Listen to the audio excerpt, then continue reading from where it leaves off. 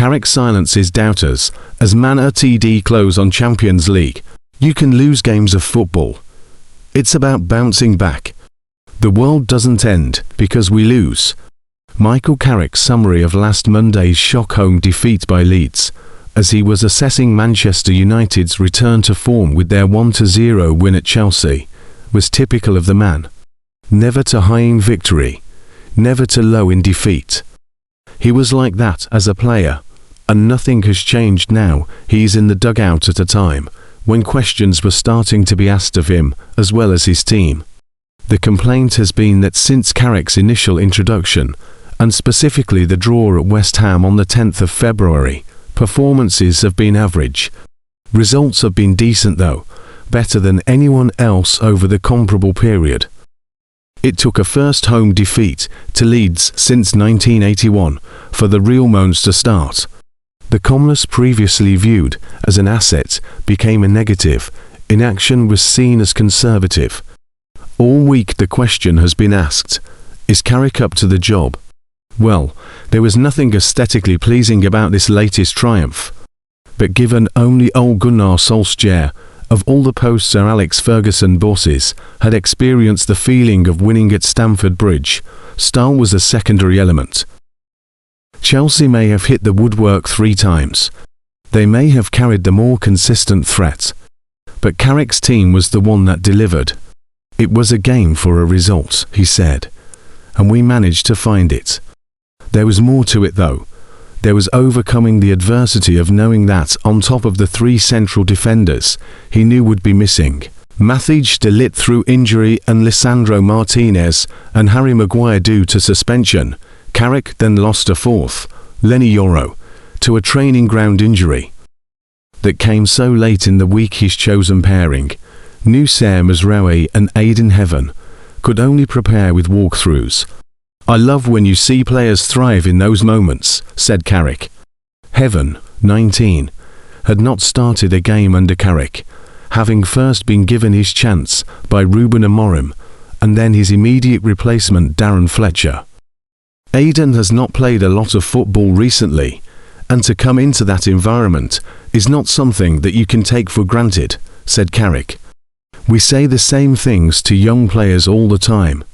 Sometimes they look at you as if to say, yeah, good one. But in terms of training every day, and looking after yourself, and being ready because you never know when that chance comes, he probably wouldn't have thought it would come at that moment. But he was there, he was prepared, and he took it in his stride magnificently well. If Heaven felt any pressure, he didn't show it.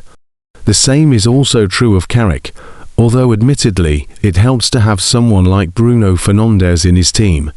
Fernandes now has 18 Premier League assists to his name this season, just as short of the all-time record. Carrick had spoken to his skipper by the touchline long before the crucial cutback Fernandes delivered for Matheus Cunha to apply the first-time finish and win the game. I can't take any credit for that, laughed Carrick. I'm not even sure I can remember exactly what I said to him, but I definitely can't take credit for the goal. So, Carrick's side move on. 8 points from 5 games is the maximum requirement now for a return to the Champions League after a 2-season absence.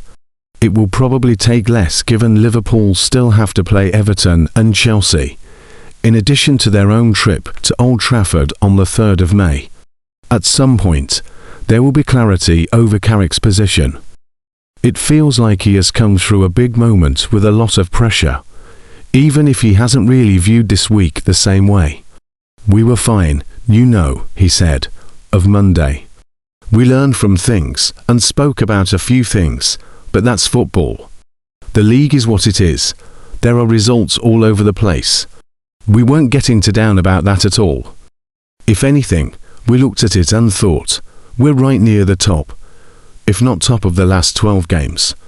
We took a lot of confidence from that. We knew what this game was. We didn't overplay it. We didn't speak. It wasn't about positions or points or anything. It was just coming down here to win a game and commit to that. The boys definitely did that. How many points Man United still need to guarantee Champions League qualification? Manchester United are on the verge of confirming their return to the Champions League following a dogged victory over Chelsea.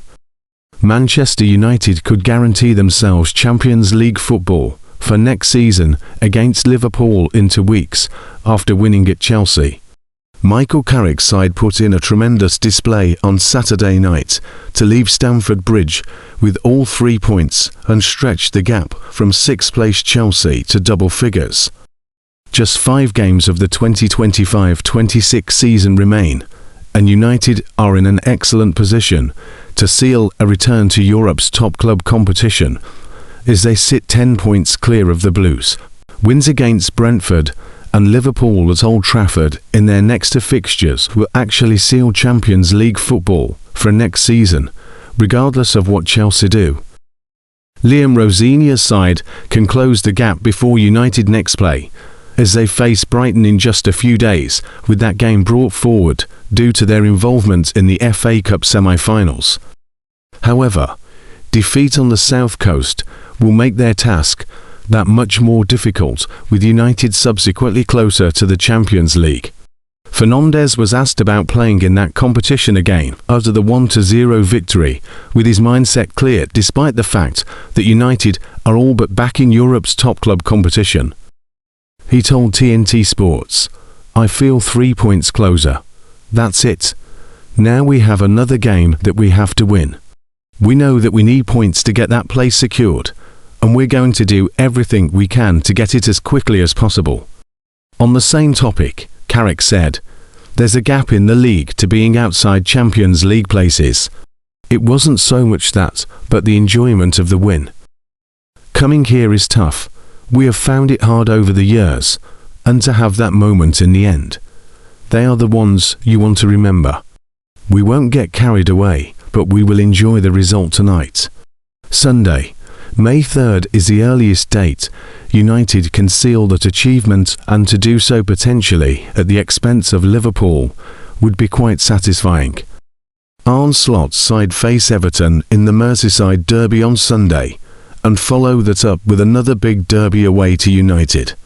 They also take on 4th-placed Aston Villa in their penultimate fixture of the campaign. Such a challenging fixture schedule, alongside Chelsea's poor form, could open the door for any of Brentford, Bournemouth, Brighton, Everton, Sunderland or Fulham. Liverpool are 7 points clear of the latter, with their victory last weekend only increasing that margin, but dropping points is still entirely possible over the coming weeks. Given how unpredictable the top 5 race looks set to be, United will be grateful that they have opened up a significant gap and can confirm their seat back at the European table by winning their next 2 home games. If the worst-case scenario does play out, and results don't go their way elsewhere, United would still just need to beat Nottingham Forest, Sunderland and Brighton.